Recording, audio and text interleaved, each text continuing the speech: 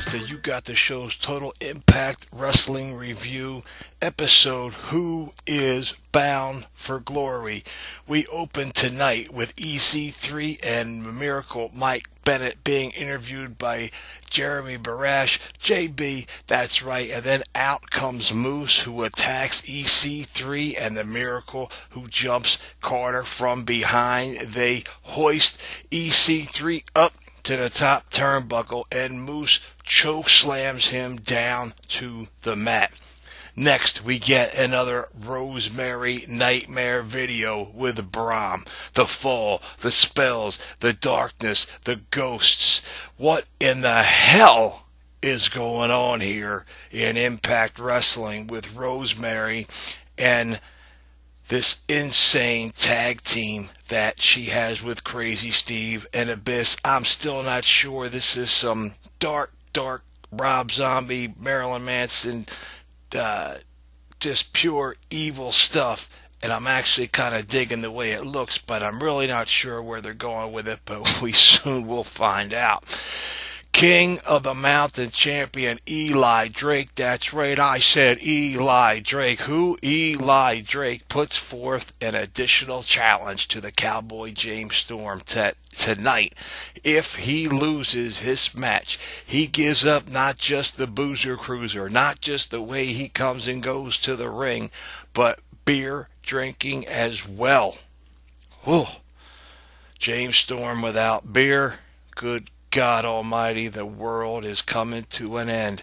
We get an outstanding matchup between Drake and Storm. Both men trading strikes for strikes, kicks for kicks. Eli hitting the neck breaker, Storm hitting the eye of the storm, and Eli kicking out at 2.5. Whew, how close? It doesn't get much closer than that. Drake then tries to spit beer in James Storm's face. He misses and blinds the referee. Both men continue exchanging pinfall attempts and finishers to no avail. Eli Drake then hits a high flying top rope springboard that's met by the Cowboys' last call super kick for the 3 count, and James Storm is your new King of the Mountain Champion. Then the World and X Division Champs music hits. That's right, nobody else but Bobby Lashley. Bobby Lashley comes down to tell Storm that he's here not to fight you, James, but to congratulate you. And both men actually wind up shaking hands. Storm says it's been 5 years since he defeated an Olympic medalist for the World Heavyweight Championship, and he did it in less than 60 seconds. And, well, you're just an NCAA champ, so I ought to be able to pin your ass in less than 30 seconds. James Storm has got no shame in his game. He and Lashley continue trading barbs and threats back and forth until Bobby says that, look, he's collecting singles titles and he wants to add King of the Mountain to that collection. Storm says he wants that world title that's around Bobby Lashley's waist, and they agree to have a World Heavyweight Championship match versus King of the Mountain next week on Impact. We then get a Gail Kim versus Allie versus Knockout Champ Sienna match. Alright, this is Gail Kim's revival. Gail Kim trying to make it back to reaching her 6th Knockouts Championship. And right now, all I got to say is this. The Knockouts division here in Impact Wrestling right now is piss poor. I mean, this is piss poor. I have not seen the Knockouts division in shape like this. Could possibly be never. So with this, all I'm going to tell you is this. Gail Kim won the match, and that's all the further this deserves. Other than the fact to tell you that Allie is not just some nimwit dizzy blonde that don't know how to wrestle and going around giving little kicks and scratches and the like. She is Cherry Bomb. She is Pepper Park's wife, and she's one of the greatest professional wrestling women on the independent scene. She's been here, well, not here, but she's been on the Big Slam Nation with her and Pepper, among myself, Big Ray, and everybody else, Billy Ray Valentine and the like, the Professor. And, they are two of my favorites in the business, and it just really just gets in my crawl to see this garbage being done with her. We then wind up with a broken Matt Hardy and Reby Sky situation. Obsolete Mew must pay for his sins. He has embarrassed the Hardy brand, being a spot monkey, an honorable gorilla, showing off by leaping off of tall things and places. He must win the tag team titles by himself for the Hardy name and to fill my pockets with money. That's right, this will be a handicap match, fans. The Brother Nero, Obsolete Mule, Jeff Hardy versus J.T. Dunn and Chuck Taylor. And this would just go back and forth between these guys. Jeff never quite getting the upper hand on this. Jeff and Matt Hardy both are looking far from the best that they have. We talked about this last week, how these guys really need to get back in shape, drop 25 to 30 pounds, and get ready to be taken seriously to make it back into the WWE, to make it to their Hall of Fame, and to be able to be part and parcel one last ride. Jeff says he wants to face The Undertaker for one more match at WrestleMania, and looking at Jeff here tonight, Jeff is in nowhere near in shape to battle the Dead Man. The Dead Man would destroy him without breaking a sweat. And now we got a situation here where Matt Hardy attacks a fan, ripping up and over the metal railway, and bites him in the throat. You heard me correctly. He bites him in the throat. The fan is spazzing and rolling on the ground, and he bit me, and he comes up, his hands covered in blood, and Matt Hardy, blood covering the inside of his mouth and his face. And now I'm supposing that this millennia-old broken Matt Hardy, could he indeed be a vampire character? Could he indeed be part of an Anne Rice vampire Lestat situation? Certainly he has been dressing the part. He's been talking the part. It'll be quite interesting to see where they go with this.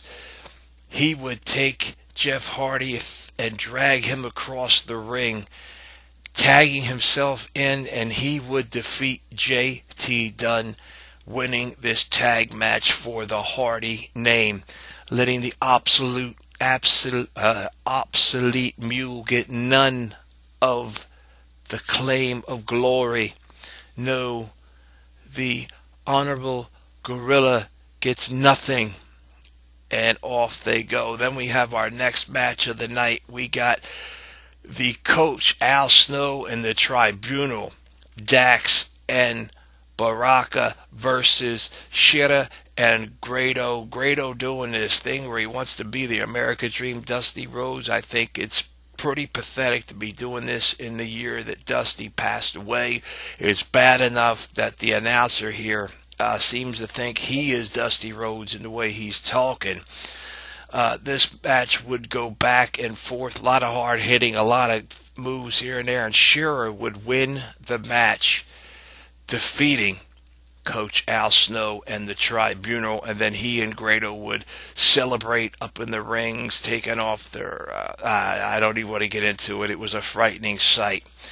And then we get another horror fest with Brahm and Rosemary, where she's talking all about what happened on some Valentine's Day years and years ago and how it's devastated her. And then Brahm just says, basically, I've had enough.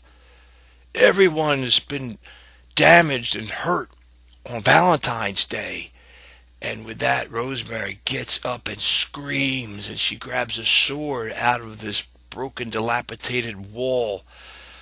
And as she goes towards Bram, he's backing up to the wall. Crazy Steve and Abyss reach through the wall, grabbing him, ripping him back through the wall, tearing it through all the wooden fibers to the outside, dragging his unconscious body to a car with a trunk waiting open. They throw Bram in the back of this trunk, and then Rosemary climbs inside and closes the trunk lid. Again, I say it's WITH. What in the hell is going on in this Rosemary nightmare situation? And then our main event of the evening, Bound for Glory finals, the Miracle Mike Bennett with Maria Kanellis Bennett along with EC3. These guys would go at it tooth and nail, knocking it out of the park. These guys giving each other everything in their repertoire to win this match. EC going for numerous 1%er attempts, unable to score. MIP attempts for 2 counts by the Miracle in Progress cannot get it done. Top rope cutter for only a 2 count cannot put EC3 out. We get a sit-out power bomb from the top rope with a kick out by 2 by Bennett. It's unbelievable what goes on this match, back and forth, back and forth. Maria Kanellis grabbing a hold of a kendo stick. The referee catches her, stops her, throws her out of the arena.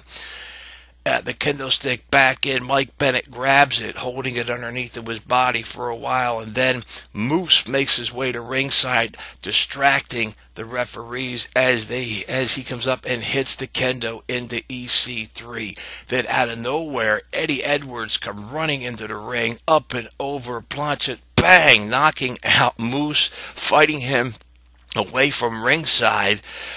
All of a sudden, this match just got that much more exciting, and then it would come down to it. EC3 would hit the 1%er, finally nailing it with the perfection that the ass-kicking machine is only capable of doing. And it was for the 1, the 2, and the 3, and your champion would be none other than EC3, bound for glory, bound to go up against Bobby Lashley for the TNA Impact World Heavyweight Championship. Wrestling fans, that is it for this week. Join me next week in covering Total Impact Wrestling Review. Again, I am the show. Follow me at You Got the Show on Twitter. Follow the Big Slam Nation at Big Slam Nation, and everyone part and parcel of that team, including the Godfather, the boss himself, Bill Apter at Apter One Wrestling. And with that, I'll not only see you at the matches, my friends, I'm going to see you down the road.